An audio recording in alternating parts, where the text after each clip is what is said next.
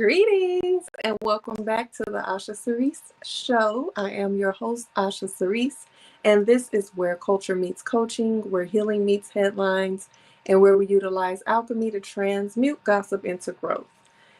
Welcome back, y'all. It's been a couple of days, but welcome back. I came here earlier than usual because I know that I have not been live for a few days, so I just wanted to make sure I catch some of the people that maybe don't necessarily often catch me live because I'm usually here a little late. This is a pop-up show. It's a weeknight show. It's a late night show. So I'm often not live until after 11 p.m., sometimes right before midnight. But we're here. It's 8:49 p.m. Eastern Standard Time. So I hope that we can invite some people in that have not normally seen this show. If this is your first time seeing this show, if you are watching it anywhere other than YouTube, go on ahead and come on over here to YouTube. This is where this show lives. Make sure you subscribe, and not only subscribe, but turn your notifications on, because as I said, this is a pop-up show. So you never know when I'm going to pop up. You want to make sure you are informed when I'm live. I love to talk to you all live and get your feedback, and you're a part of this show as well. So again, I am Osha Cerese, certified life coach, experience curator, and dream doula, supporting you with birthing your ideas into reality, birthing them ideas into life. So, welcome back. We are episode 59. Drink of the evening is some lemonade, nice and cold and crispy. And we are going to do a toast. Cheers to life. Cheers to happiness, joy, gratitude, peace, sound mind, healthy mind, bodies, and spirits, great health, abundance, love, if I didn't say that, and a great episode 59. Cheers.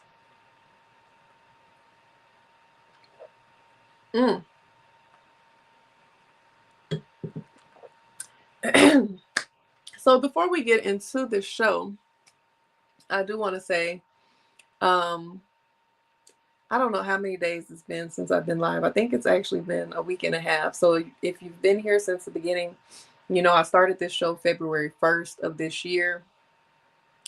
We did 28 days. Was there 28 days this year? 28 days of every night showing up at least an hour. This show was a daily show at that point. Didn't miss not one day. In March, so February, we talked about Black History Month, of course. So we did Black History Month facts. We got into our topics every day. March, Women's History Month, is switched over to a weeknight show, which it still is. We did not miss a weeknight. We were there. We as in I and y'all showed up every weeknight. And then in April, which we just, as you can see, my calendar still says April. Forgive me, I haven't got to it yet. But in the month of April, we started missing a couple of episodes. Life is lifing, different things are occurring. So I just want to hopefully set the intention to show up here every weeknight in the month of May. That's the intention that we're setting. Forgive me if there's a time where I don't show up. There's always a reason, and sometimes the reason is I'm just damn tired. As we know, in the month of April, we talked about it was National Stress Awareness Month, and one of the things that I emphasize is getting our rest to combat stress. We have this culture where it's keep going. If you ain't making money, what you sleeping for? Sleep for sucker.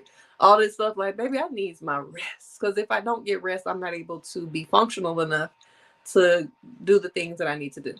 So, forgive me if I miss a day, but the intention for May is to show up every weeknight here. So make sure that you are subscribed to the channel and you have your notifications on.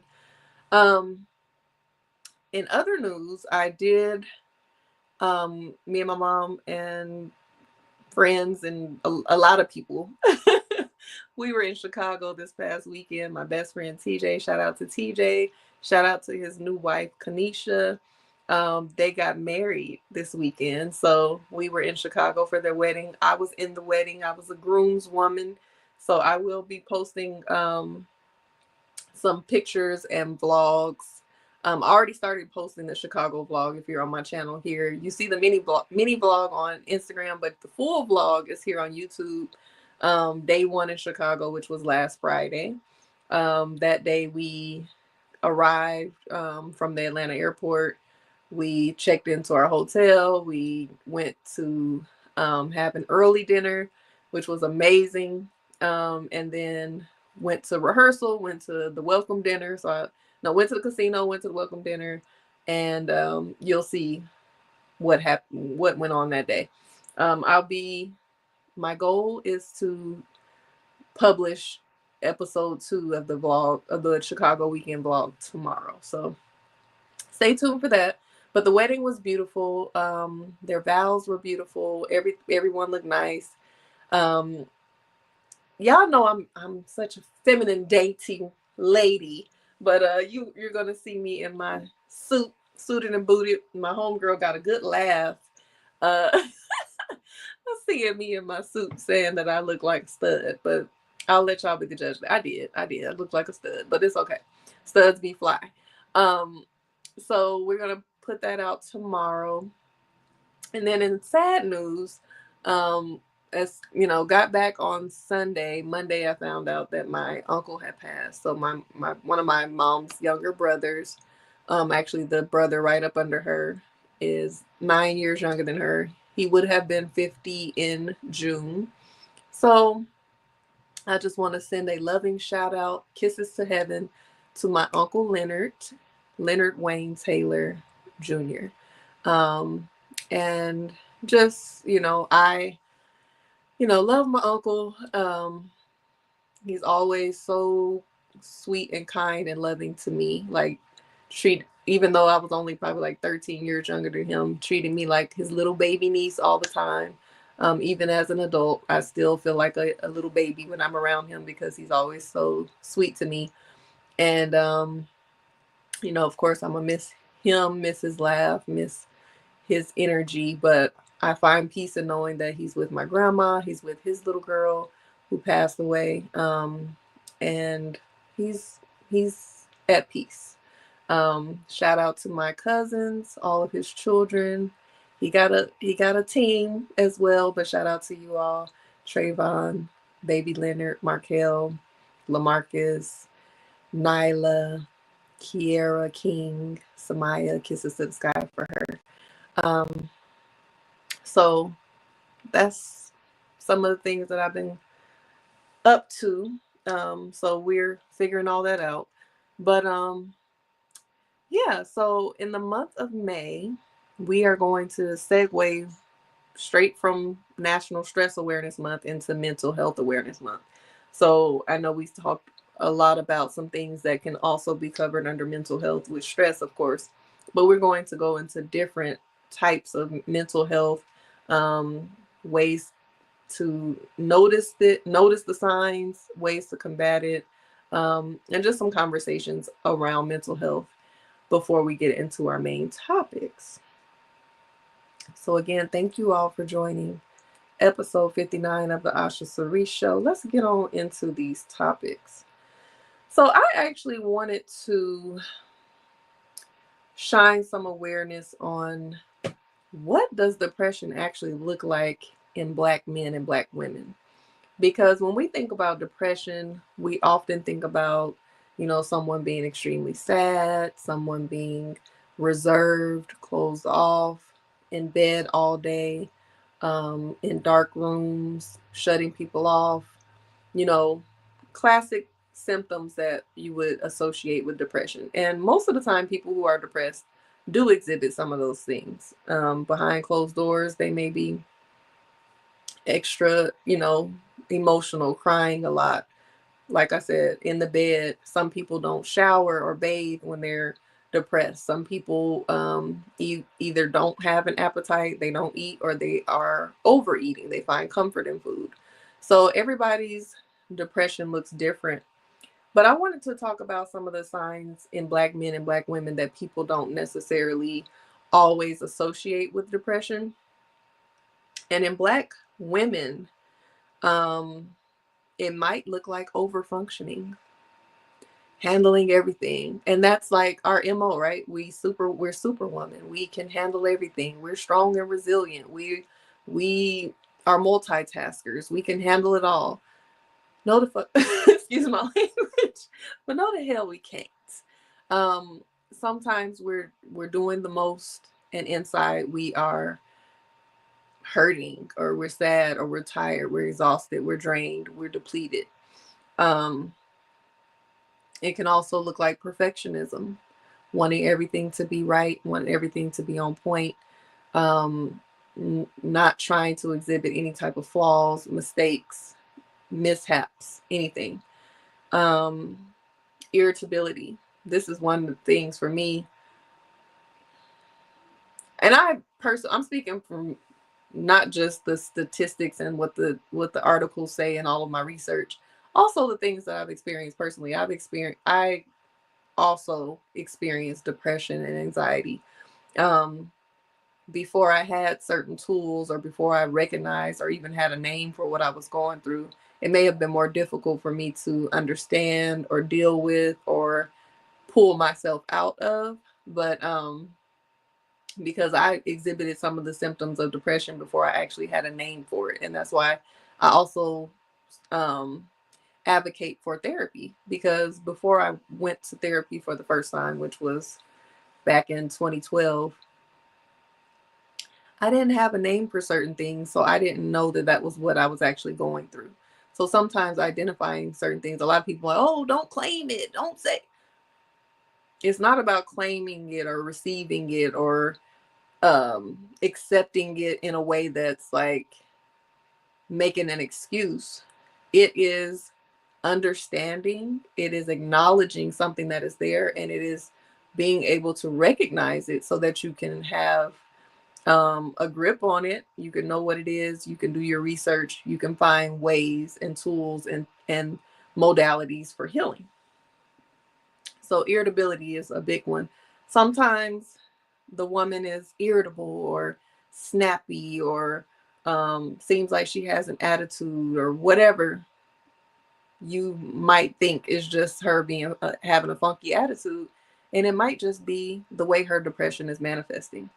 Not saying that having a bad attitude and being irritable and being snappy is always related to depression, but it can be signs of depression. Also numbness, emotional just unavailability, walls built up, not really not really giving a damn, just numb, what the word says. And then also chronic fatigue, like exhaustion all the time. Rest doesn't even help. A full night's rest doesn't even help. Naps don't help. Just always tired. And of course, um, the crying, isolation, all the other symptoms that come along with it can be what it looks like as well.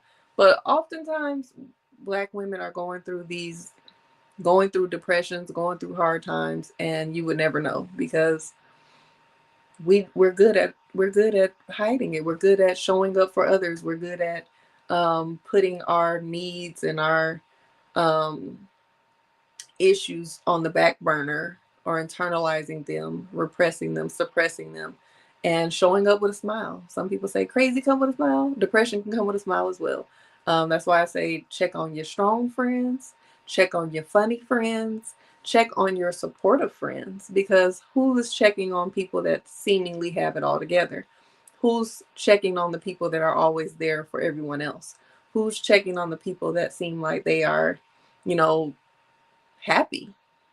And sometimes people will deny that someone is going through depression if they open up and say something about it, or criticize them because they don't look like they're depressed, or they don't seem depressed because they're still functioning, or they're still smiling, or they're still going in life. But that doesn't mean that someone isn't having internal battles. You don't know what's going on with them behind closed doors, and you don't know what they've been through or what is going to be the breaking point. So never deny that someone is going through what they are going through. Don't minimize it. Don't dismiss it. For Black men, depression can show up as anger. So sometimes these men that are dealing with going into rages and being all super upset and defensive and rah, rah, rah, extra masculine and alpha, it could just be that they are depressed, and that is the way that it is being expressed. They don't really know how to express other emotions or feelings other than anger. Silence. Check on your silent friends. What are they battling with internally that they're not talking about? Reckless behavior, acting out, whether that's Black boys, Black men, cutting up, doing things that are out of the ordinary, just being careless. It could be because they're going through depression. It could be because they're lacking a sense of self-worth and they just don't care. They don't feel like nobody else cares, so they're not cautious of what they're doing. And withdrawal. So someone who's maybe normally social or talking or around or supporting other people, and then all of a sudden they're to themselves. So depression doesn't always look sad, y'all. It doesn't always. I feel like most of the time it doesn't look sad, because who the hell has time to be sad? Who has time to sit in their emotions? It's, capitalism. We're out here trying to make things shake. We have bills to pay, we have rent to pay, we have kids to take care of, we got family to take care of, we got things to do, people to serve, all this stuff going on. You don't really often have time to just sit in your feelings, wallow in your sorrow. You have to get up and make things happen. So while you're making things happen, you have to communicate with other people. You're talking, you're smiling, you're doing what you need to do, you're showing up for your friends and all of these things, and they have no idea that you're struggling. So I would say that, because everybody doesn't want everybody in their business, have a trusted circle, someone, of course you need to have your therapist, coach, professionals. But in your circle of friends and family, everybody doesn't deserve your deepest, darkest feelings and secrets, but find some people that you can lean on when you're having a tough time, that you can feel comfortable with sharing that I'm struggling right now, or, ooh, life is lifing. This is what's been going on with me, so that they can check in with you, and that they know when there's a shift in your behavior, so that you don't necessarily have to ask to be checked on, that they just know, haven't talked to such and such in a while, or this is different, or let me just call and see how you're doing, and really see how you're doing, not just how you been surface level, but like really know what you're doing. And as I'm talking, I was just thinking about me sending love to my cousins. I don't know if I said all of their names, so let me make sure I did. Shout out to Trayvon, Baby Leonard, Markel, Lamarcus, Nyla, Kiera, King, and Samaya. So I just wanted to make sure, because in my head I was thinking, did I say Nyla? And that would have bothered me if I didn't. So kisses to my cousins. But yes, depression definitely doesn't always look like silence or sadness. People have to show up and still do life even when they're depressed. Now, sometimes it does look like depression, and people are walking around moping, super sad, reserved, quiet, whatever is going on, and then you would think that there are people around them would notice, but sometimes it goes unnoticed. So check on your people, because unfortunately, sometimes you would never know. You hear about people that unalive themselves, and you're like, oh my gosh, what happened? They seem like such a joyful person, or they seem like they had it all going on. It's because they were having internal battles or struggles that depression, the disease that it can be, won the battle. So you have to make sure you're checking in on your people, even if they don't seem like they are struggling. So that's what we're going to talk about as far as that for Mental Health Awareness Month. Let's move on into the next topic. I don't know if y'all watched Sinners yet. So spoiler alert, I'm not really going to be talking about the movie for real. Other than it was a great movie. I suggest you go watch it. Great job, great cast, great direction, great cinematography, all of the things. So I'm not spoiling it for real, for real. But I do want to mention how there's a lot of think pieces and talk about the movie, of course. It is probably still number one this week. And one of the things that has been brought up multiple times is like, I saw a lot of people who are Christian or just Black. I don't know if they identify as Christian or not, referring to the movie as demonic. Speaking of, oh, there's witchcraft, it's demonic, it's not something that you see. My spirit, the Holy Spirit told me not to go watch this movie, and all of the things. I don't ever hear these type of talks when there's a white cast or white production vampire movie or something that has evil in it. Only when it's Black people. So I do feel like Black people can be in the space of horror and thriller and all of these things. And I think Ryan Coogler and the cast did an amazing job of blending horror and fiction with facts and with history and with culture and all of these things.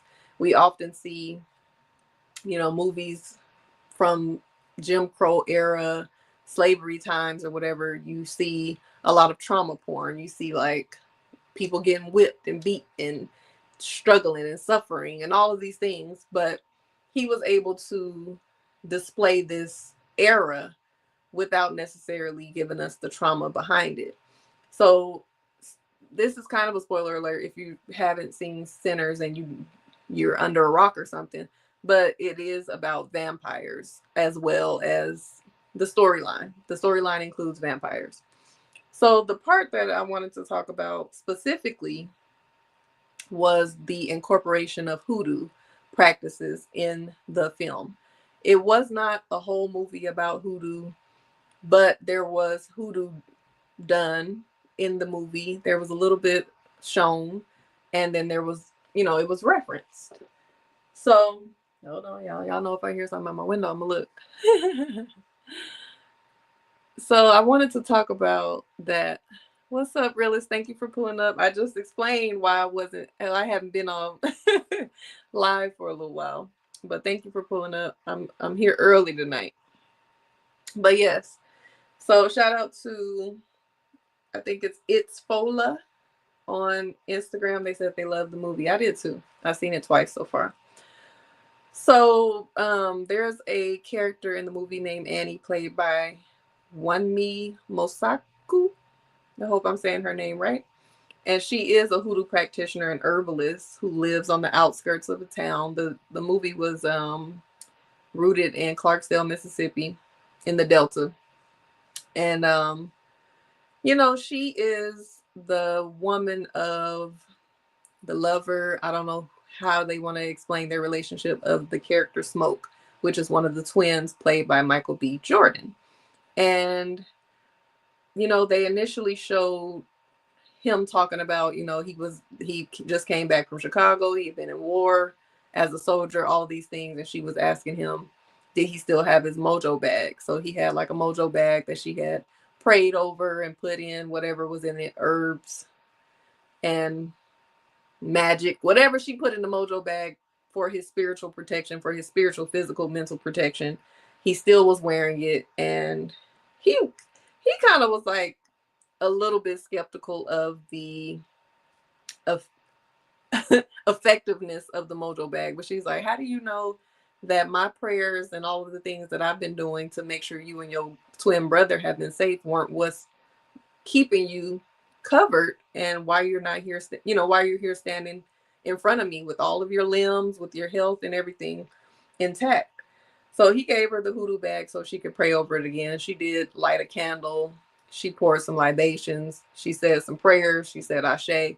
And for whatever reason, everybody, people that are like super religious or indoctrinated into Christianity are really in an uproar about it. So I just wanted to talk a little bit about, what hoodoo actually is. And I'm not an expert either, but I'm very open-minded. I'm very, I'm spiritual. I do what I need to do to learn and be open to what is really going on, because a lot of people have things twisted. So hoodoo is a traditional African American, like Black people from America, spiritual system. It was developed in the United States, and particularly in the South, among enslaved Africans and their descendants. So it blends African spirituality, a little bit of Native American herbal knowledge, and some Christian elements and some other things. So it's not voodoo. Voodoo is more like organized religion with deities and priesthood and all of that. But hoodoo is more of an individual practice focused on spiritual tools for personal empowerment, protection, love, justice, and prosperity. Also just kind of utilizing nature, tapping into nature. So the core elements of hoodoo are ancestor veneration, use of roots, herbs, minerals, and what they call curios. It's kind of like graveyard dirt, railroad spikes, things like that. Candle magic, psalm work. If you, depending on who you talk to, they say the book of Psalms in the Bible is really like literally a book of spells. So a lot of people utilize Psalms for their spiritual practices.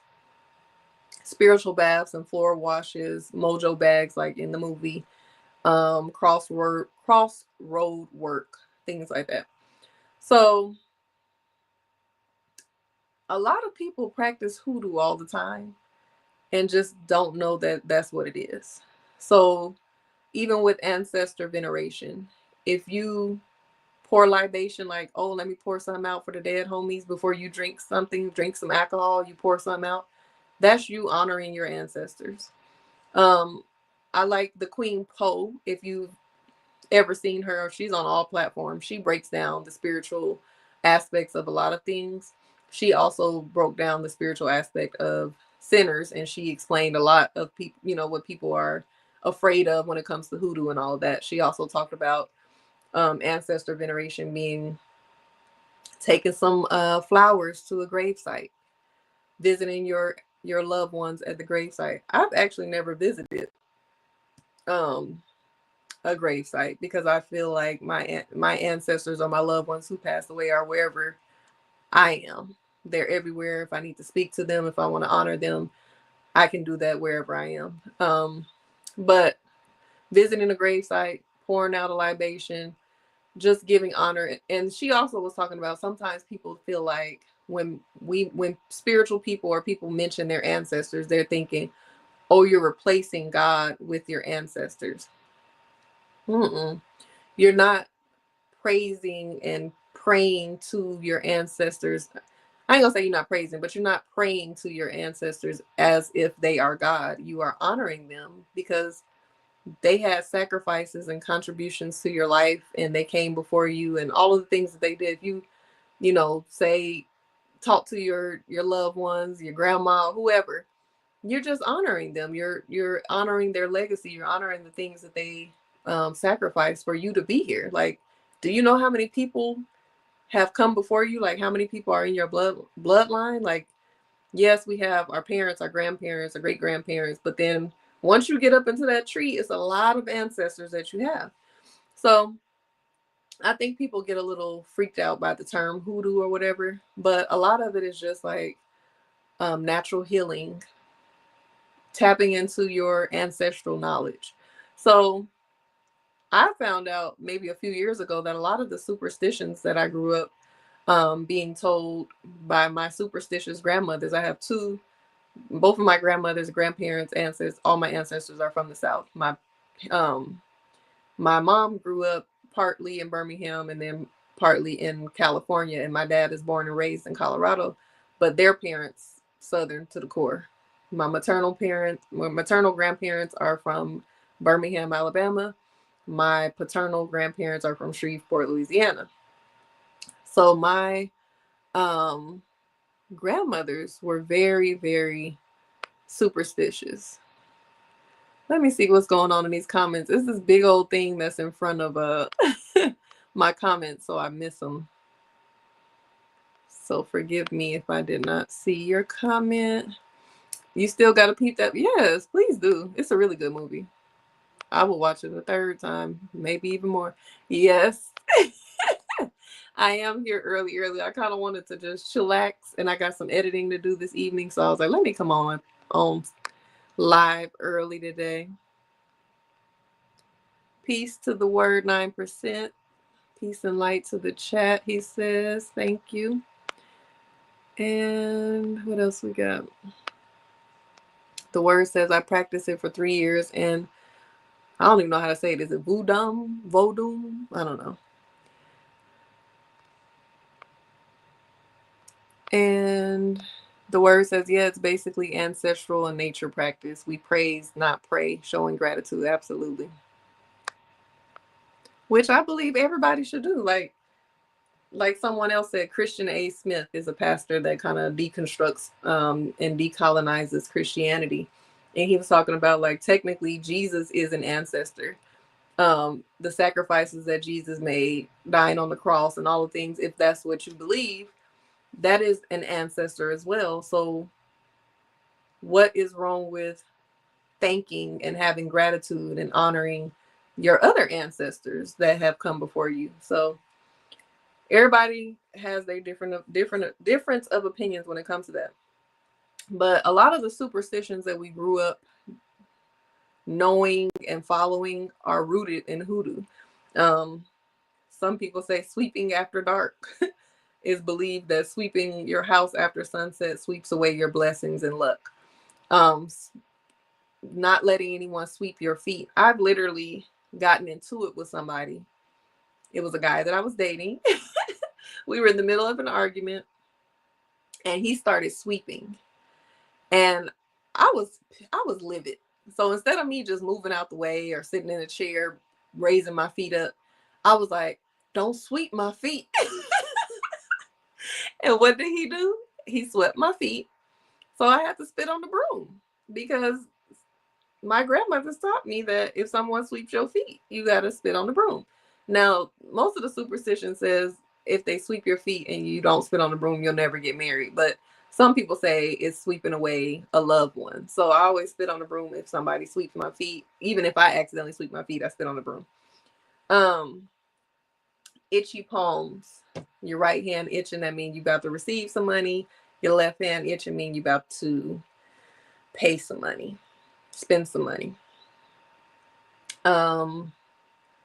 Even when it comes to, like, one of my grandmothers taught my cousin, I learned this through my cousin, like driving over a railroad track, raise your feet. I still do that to this day. I never knew that what it meant, but it's just one of those things. Carrying rabbit's foot, placing blue bottles on trees, nails. Sometimes people nail shoes above the door. We couldn't put our purse on the floor. And my grandma said also we couldn't put shoes on the table, couldn't sit on the stairs.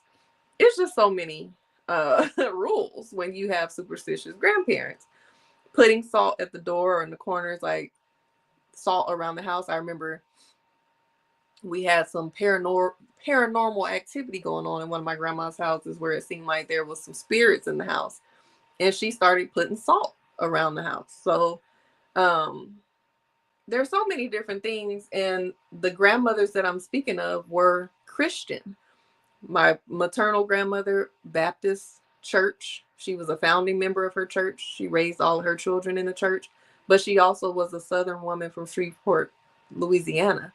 So whatever her grandparents, who she was raised by, who were also Native American, whatever they taught her and passed on and all of that, even though you're a Christian woman, you still have these hoodoo practices that have just been taught to you, because that was what we did as enslaved Africans. We're taking the spirituality that we brought from Africa, which usually is Yoruba, and we're figuring things out. We're using our magic. We're using nature. We're using the source energy that we have from the Most High. All of these things to protect ourselves and to, bring forth peace and prosperity and whatever else, love. So it's nothing crazy about it. And then my maternal grandmother, she was raised Pentecostal, Kojic, whatever you want to call it, Church of God in Christ. Her mother was an evangelist, Medea, Mamie. Christian women, but they, whatever things were passed down to them from their ancestors that were probably enslaved, that they knew personally, these are the practices that were given to them. It's not witchcraft. It's not scary. It's not demonic. It's just utilizing your resources and tapping into your magic.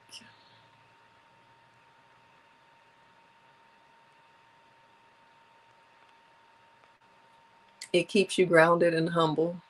Absolutely. Yes, the sweeping of feet. Don't sweep my feet if you don't want your broom spat on, because it's definitely happening. Sweeping away your blessings. Even with the New Year's traditions, we can't wash clothes on New Year's. Some people say that the first person that enters your house should be a man. My maternal grandmother, she did not let women in her house, period, on New Year's Day. She said that washing clothes or letting a woman come in your house on that day is basically like washing somebody out of your family, or you're going to lose somebody in your family. So if you wasn't at the house, by the time the clock strike 12, you're not getting in. Iron nails in the door. Red circle above the door. I haven't heard of that one. See, there's so many things, and everybody also has different practices, different rituals, and different things that they know, but it's just our culture. So I just feel like, why is it that we are so anti our own culture, but then we're like, so, I mean, and I'm not judging anybody. I grew up Christian myself. I still, you know, resonate with some of the teachings. But I don't judge nobody for what faith or what religion or whatever they want to do. But you also have to think about who gave us the religion, and not saying that Christianity doesn't date back further than whatever we were given here in America. It started in Ethiopia, but we weren't given that version of Christianity. We were given the version of Christianity that is oppressing us and colonizing. You know, words were twisted and translated in a way to keep us inferior and subservient to the masters, the slave masters, and the colonizers. So why are we so gun-ho on uplifting the very thing that was given to erase our practices and our history and our culture and all of that? But then when people are practicing what is indigenous to us and to our land and to our ancestors, it's like, oh, you're a devil, you're a demon, you're a witch. Like, knock it off. Please educate yourself and stop being so damn scary. It's crazy to me. But again, hoodoo is not a religion. It does not replace. You can practice hoodoo and be Christian. Most people do. There's so many rituals within the church. You have an altar. You're doing communion, drinking blood, and eating flesh, and it's all type of things that you got going on that you're doing that are rituals within the church that you don't bat an eyelash at. But if somebody have an altar in their home, or if someone so happens to honor their ancestors, all of a sudden you ready to throw holy water on them. And speaking of holy water, you can make, Florida water, holy water, those type of things are also created in hoodoo as well. But again, most of your grandmothers, even some of your parents, great grandparents, they're practicing hoodoo as well. The medicine women, the root workers, all of these people who you go to, some of the midwives, all of these people that were a part of community, people that are, farmers and gardeners that know the land, that know how to forage the land. These are the people that we need to be leaning back into now, where we don't know what the hell is about to happen with the world as we know it. So you might want to tap in with the root workers and the medicine women and the farmers and the people that know the herbs and um, the plants, because most of y'all eat animals and stuff, so y'all might be all right if we have to get to apocalyptic type vibes around here. I'm a vegan, so I'm gonna have to figure out which herbs and berries are safe for me to eat. Being vegan is somewhat of a luxury, so in times of scarcity and food deserts and all of that, it is important to know, to have a knowledge of what you can eat and what you can do in those times. um Also, in the church, you have people that lay hands. They're healers, just like people that are spiritual, that may be a healer. People who prophesize, oh, it's a prophet. But then if there's someone who might label themselves as a psychic or a knower or a seer, people judge them, or people say that they're demonic, or they're scared. um Stop, just stop being so scary, y'all. Everything ain't scary. Now, there are some things, there are some practices that are closed. If your family and your lineage did not pass those practices down to you specifically, or you haven't been invited or, you know, initiated into certain practices, they are closed. And maybe you shouldn't be fiddling around with those practices because you don't know what you're doing. It wasn't for you. It's not a part of your lineage. It's not a part of your personal path. That's different. But hoodoo is not that. So that's all I wanted to say on that. That's all I wanted to say on that. Open up your mind, do your research, and stop being so damn scary. But also be cautious when you learning different things. Everything ain't for everybody. But anyway, let's get into this other main topic.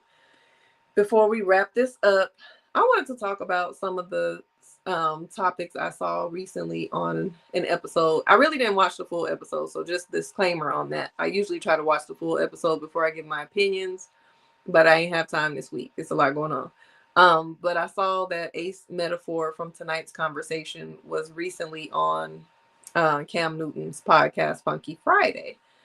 So they had a few topics that I wanted to get into. I wonder, do I have time to play the clips? I think the clips might be a little too long, but let's see. I just want him to be able to say it out his own mouth.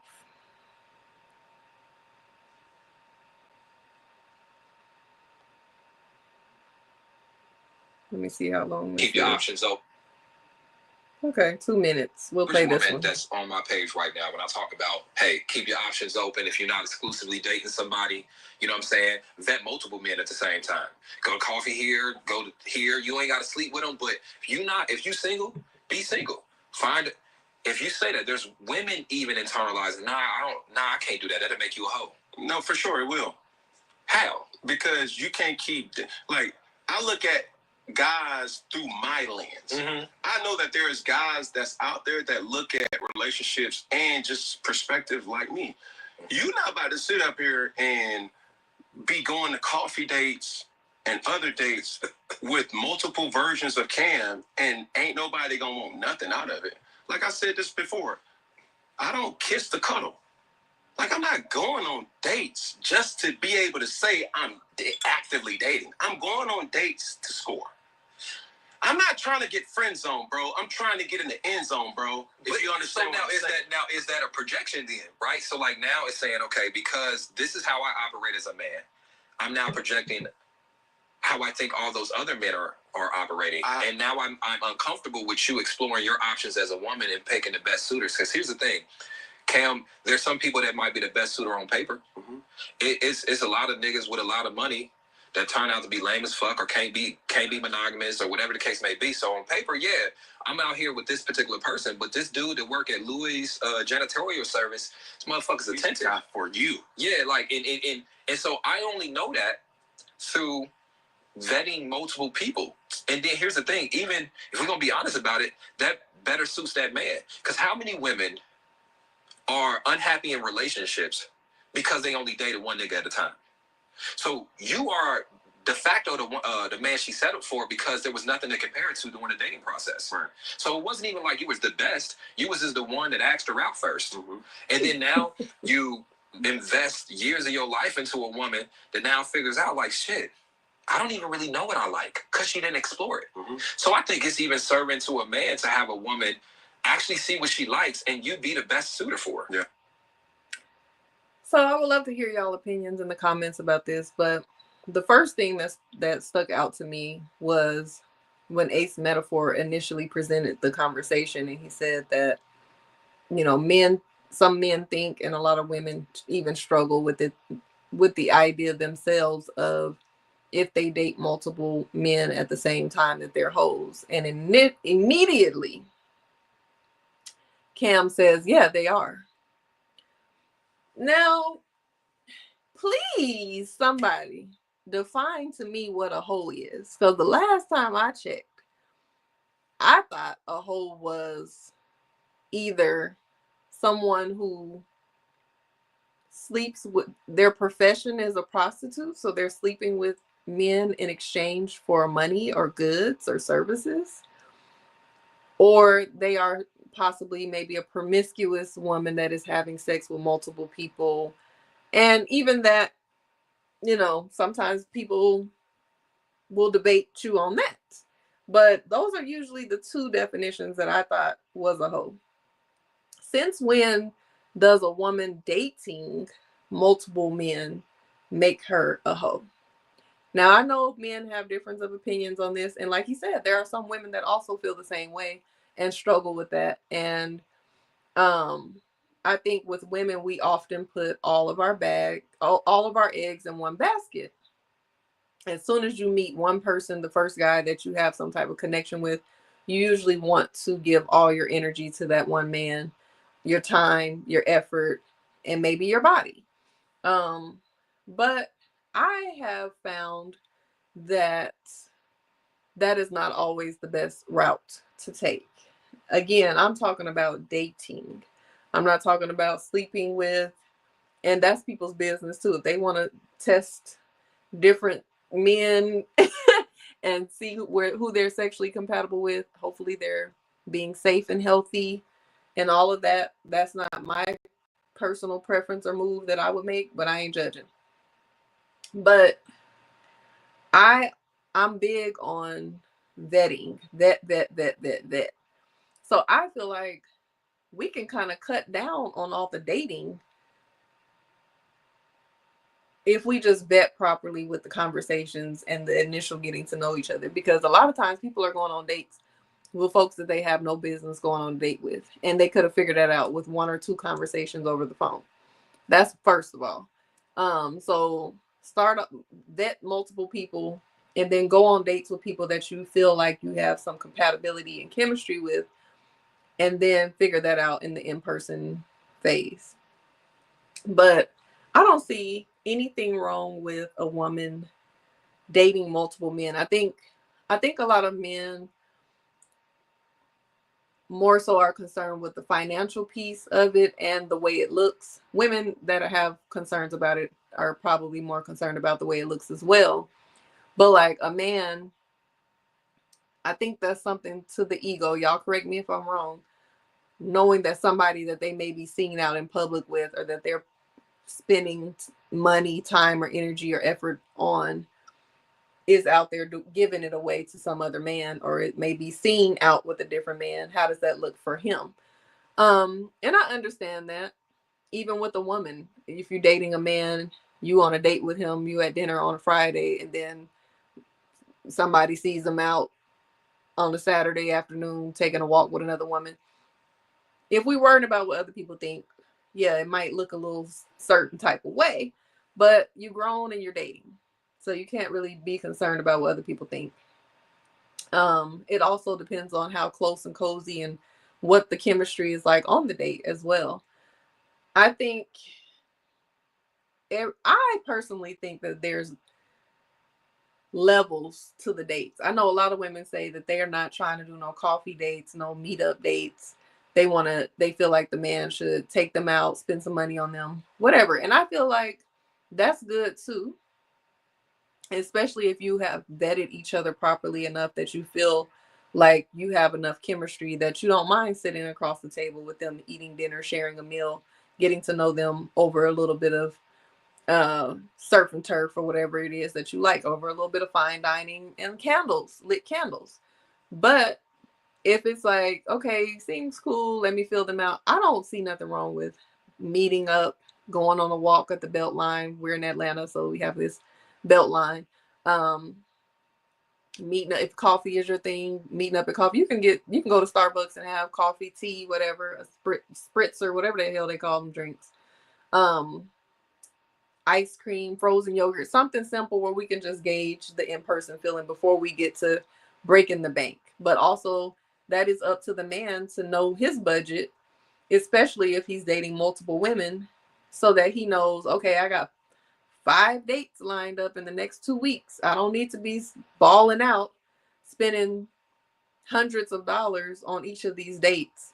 Um, being more selective of who gets what, and if anybody gets anything, I think. But as far as women, I know men think that y'all the only ones that have to spend for dates traditionally. But women put a lot of time and effort and energy into getting prepared for dates too. Sometimes you're getting your hair done, that's expensive. You're doing your makeup, you're getting your nails and toes done, you smelling good, you looking good, you might have a new outfit on. There's effort and things that go into preparing for the date as well. And depending on what level you're at, you might get something more than that. I ain't talking about sex. I'm talking about maybe a little gift, or maybe she might pay for something, or she might drop the tip, or whatever it is. It's going to be reciprocated depending on what type of woman you're dealing with. So I don't think that it makes a woman a hoe to date multiple people. I just think both men and women need to do better when it comes to vetting. And there's nothing wrong with having a little happy hour date on a Tuesday with Joe, and then Friday evening going to dinner with Ralph, and Sunday having a little walk on the Beltline with Kareem. I don't know where I pulled them names from, but I'm just saying, I feel like all of those were celebrities: Joe, Ralph, and Kareem. That's hilarious. So I just think that we don't know how to date. That's what it boils down to. I think as Black people, I talked about this, I think last week or the week before, um, how a lot of us were so sheltered when it comes to dating. Like other cultures, they they allow their kids to date younger. They allow their kids to, have their boyfriends and girlfriends over the house, and they're kind of guiding them when it comes to dating. But a lot of Black parents shelter Black girls from dating too young. Nobody's really teaching the young Black boys how to date and what to do, what's to be expected, how to interact with women. So we're just learning as we go. Even when we get in our 20s, you didn't learn in your teens, so then you're exploring in your 20s. Either you did like me, got married super young, went to college, stayed with your high school sweetheart, got a college sweetheart, dated, maybe you had a whole phase. Whatever happened in your 20s, that shit probably wasn't right either. So now we in our 30s, we grown, and we still figuring the shit out. It's crazy. Right. Joe, Ralph, and Kareem. I don't know where them names came from. But yes, I think that is nothing wrong with dating multiple people. Just vet them properly and figure out make it make sense. Make it make sense. If you're intentional, it's kind of like an interview process, honestly, whether you're intentional or not. Um, So you have to figure out, is this person worth the, not worth, but is this person compatible enough with me to make it to the next step? If not, what do I need to do? Um, but if we continue to date like we've been dating, one person at a time, even though some people prefer that, but imagine you spending all of this time devoted to one person only to find out that it's not working and then you got to start back from square one. Versus if you're dating multiple people, like, maybe it's not working over here, but okay, this is blossoming in this area. This is going somewhere. I think we just need to try different things and stop being so afraid and judging ourselves and judging each other when it comes to finding love, because apparently the way we've been doing it ain't working right. The next topic that they discussed, um that I saw in a clip, was a lot of heterosexual men don't like women. And hmm, I don't know, y'all.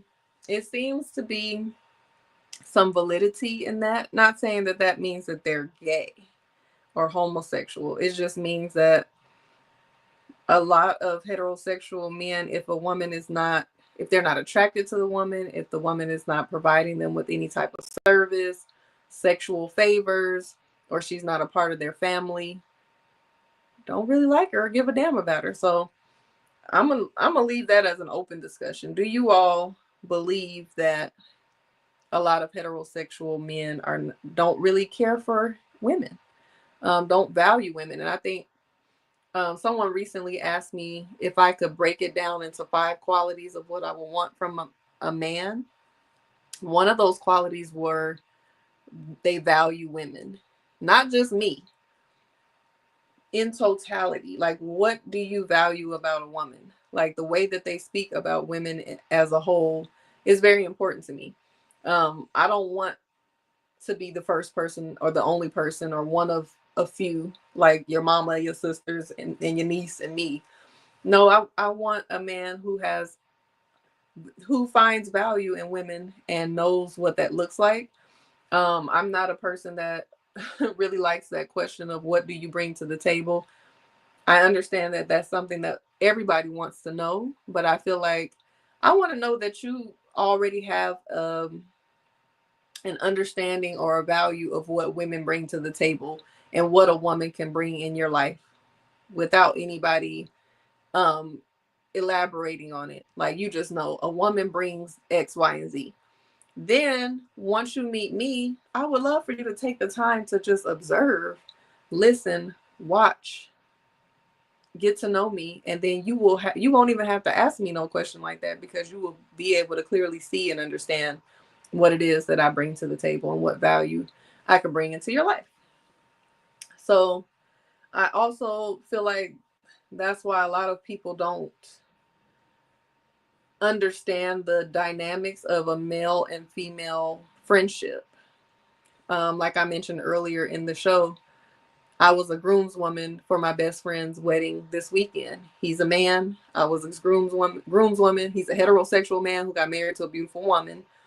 And I've always had guy friends. I've always been close with my boy cousins. So it's not foreign to me to have a platonic relationship and friendship with a man.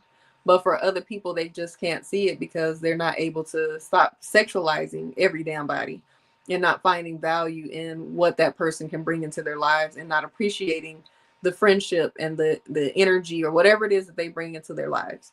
So I think that that's important to know. And how do we solve that? Like, where is the disconnect?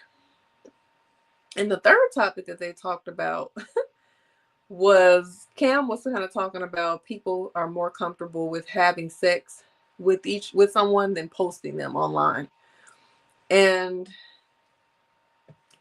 I just feel like, when did we start prioritizing someone being posted on social media? I guess once Facebook started saying, was it MySpace or Facebook, where you say in a relationship with and you tag the person, or it's complicated, or you put your relationship status, or you got to post somebody, you got to do this big debut. When the hell did this become so important to us that we are acting as if we have to post every damn body that we're intimate with, because I don't think that it lessens your connection with someone because you haven't posted them online. There's so many things that you don't post online. Did you post when, like we talked about earlier, when you were depressed and you was in your bed crying? Did you take a selfie like, I'm sad today? Did you share with us what happened when you went to the bathroom? Did you post about, oh, I got a raise today? Like, some people do. I'm talking shit, but a lot of people do post all the things that I'm talking about. But there's so many moments in our lives that we don't share. Like, when I get a car, I don't post it because I don't want every damn body knowing what I'm driving. When I spend time with certain people, I might not post it because that's just a private moment that I'm enjoying. I might share certain things, and some things I might not. I feel like the only person that I've ever posted online was my ex-husband. And were we married? No, we weren't married yet. But my intentions, and this is the mind of a teenager, 19, early 20s, 20. I was so just being petty, like wanting to show his exes or whoever I was beefing with at the time, we together, showing, trying to make it seem like whatever I was trying to prove, it wasn't for the right reasons. And he used to talk about that too. And we made an agreement that we weren't going to post our wedding photos.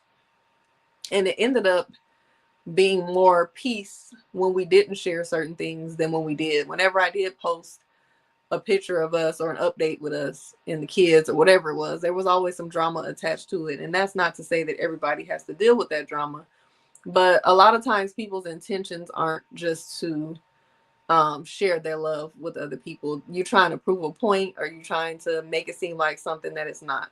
I've seen people that post all the time, they're in matching outfits and they got all this stuff, and I know for a fact that they going through hell behind closed doors. So why does it really matter about posting somebody online? Why is that so important? Hey, Gary Busted Down Brown. He says, evening to the hostess in chat. Welcome back. Thank you so much. Thank you, thank you, thank you. I shared with everybody that life had been lifing. Was in Chicago this past weekend. I think you did see my vlogs. I got to catch up with my comments.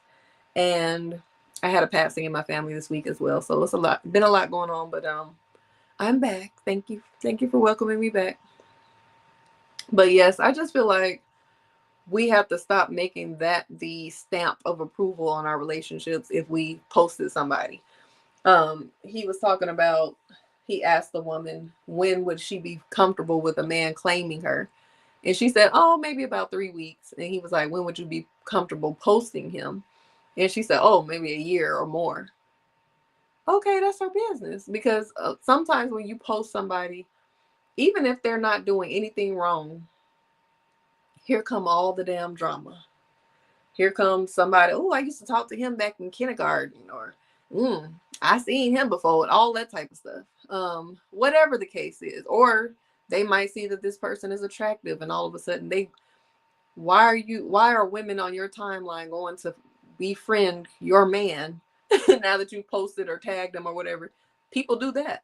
So it's just a lot of strange activity that goes on when you open up the doors to that. So I feel like people should post when they feel comfortable and when their relationship is completely solid. Whatever they're doing behind closed doors, if they're having sex, if they're intimate, if they're in love, everybody don't have to know that until they're ready to share, if they're ever ready to share. Some people make the decision to not post their spouses or their children. And I think Dolly Parton has been married for so long and don't nobody know what her husband looked like or something like that. I don't think she publicizes her husband. And I think they said when she's with him, she's a brunette, like she's not even wearing her blonde hair. So a lot of times people prefer privacy. And I feel like privacy does come along with peace. I think sometimes we make too much of a big deal out of posting a spouse or somebody that we're dating. I think it should be more of, instead of like this big announcement, like you post a picture and then you change in a relationship with and you tag this person, or you make this big announcement, photo shoot. Maybe just post like you normally do. Like if you post your vacations or you post when you go out to dinner, they might just so happen to be in the pictures or the vlog or the video. And maybe somebody might ask, oh, is that your boo? Or maybe they won't. But you're just incorporating them into the regular content that you already post instead of making it this big grand announcement. So that's my thoughts on that. What are y'all thoughts? um, so let me go ahead and wrap it up because I've been yapping for an hour and 6 minutes. Y'all know the deal. For those of you who have seen my viral video and you've been encouraging me to write a book, it's happening. Make sure you join the wait list. It's linked in my bio. It's oshacerese.com/book waitlist. Um, so you can tap in. It's not just going to be about sitting there waiting for me to be done with my book. You're going to be a part of it. It's going to be a community. It's a part of, if my story resonated with you, if you've been through a toxic relationship or abusive relationship, or, somebody that had you messed up, or if you really might be stuck in it right now, you don't know a way out, you don't know how to overcome those hard times, this is going to be your opportunity to be in a community with someone who has overcame these type of issues. You're also going to be a part of the process, the book writing process. I'm going to be asking you, about chapter titles, the title of the book, the cover of the book, asking you which parts of my life you actually want included. So, of course, you're going to be the first one to know when it's released and all of that as well. So join that. It's linked in my bio again.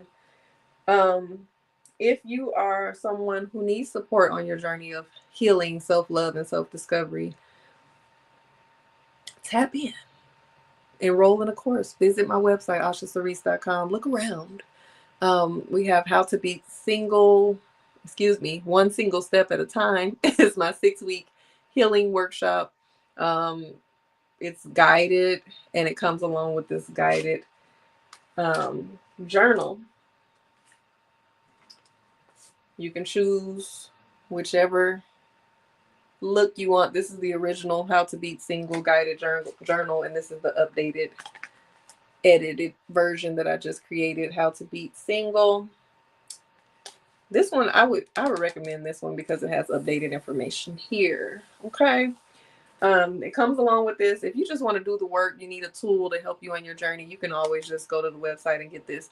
I need to update my website, y'all. I'm a little behind. So this one is not on the website, but it is on Amazon. So when you click on the other one, it'll take you to Amazon, and you just click on my name and you'll see the books.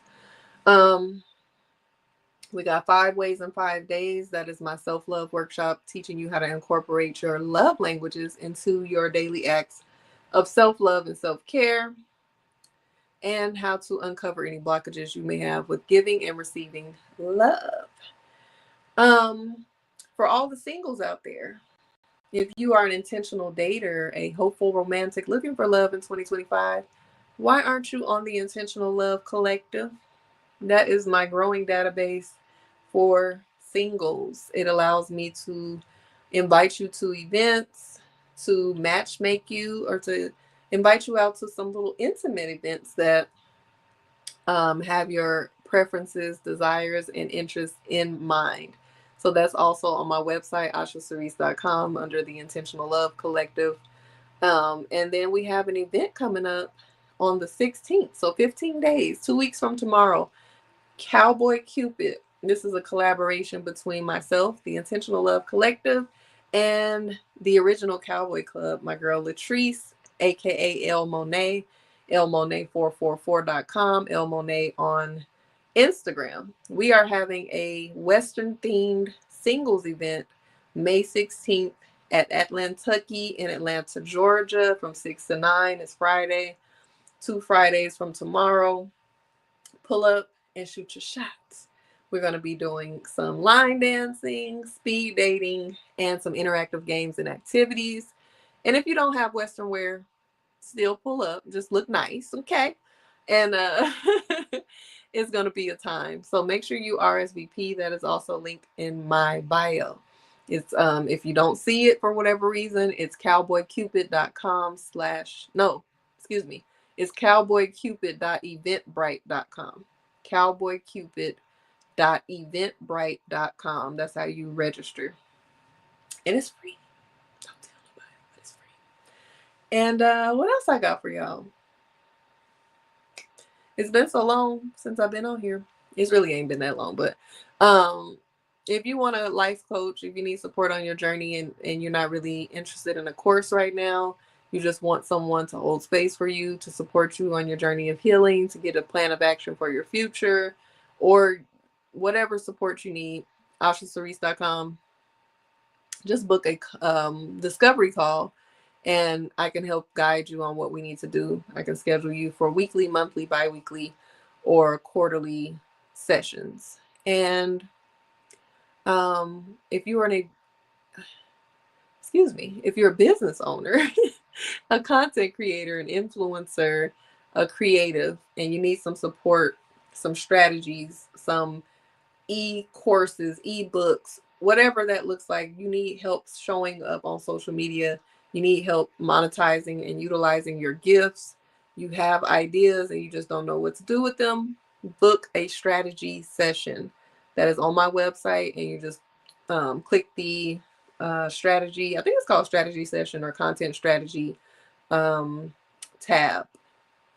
If you already have the ideas, you already have the business, whatever, and you know that you want to do something to utilize your gifts and monetize them and make some coins on social media, skip the discovery call and just book the strategy session, and we will get you together.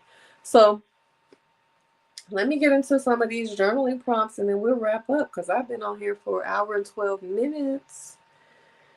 Whoa. Okay, so have you mistaken high functioning depression for just being strong? Have you mistaken high functioning depression for just being strong? What ancestral wisdom have you dismissed out of fear or conditioning? What ancestral wisdom have you dismissed out of fear or conditioning? And are you dating in alignment with your values or your wounds? Are you dating in alignment with your values or your wounds? So thank you all again for pulling up at the Osha Cerese Show. I am grateful for y'all. I'm grateful that you're here when I returned. It's been a week and a half. So thank you for the grace. And stay tuned for the vlogs. More episodes of Bride and Groomed, my storytime series of my marriage, will be coming soon as well. Also, I wanted to say we made our goal because we set intentions after we reached our last milestone of 200 new subscribers on YouTube. The new intention was to make it to 300 subscribers, the new milestone intention, excuse me. And we did that last week. So we're now at 307 subscribers. So I want to challenge myself in the month of May, and I want to set the intention to have 500 subscribers by the end of the month. I pray and hope that it's way more than that, but at least 500 subscribers by the end of May. Y'all think we can do it? Help me out by liking, sharing, commenting, tell somebody about it, tag somebody in it, do what you got to do. Share some of my content that resonates with you, and let's make it to 500. Let's make it to 500 by the end of the month. I think we can do it. But yes, my Bride and Groomed storytime series about my marriage. We have some new episodes coming soon, so stay tuned, and more vlogs coming in the next couple of days. So I appreciate y'all. I thank you. I love you. Have a good night, and I will talk to y'all tomorrow.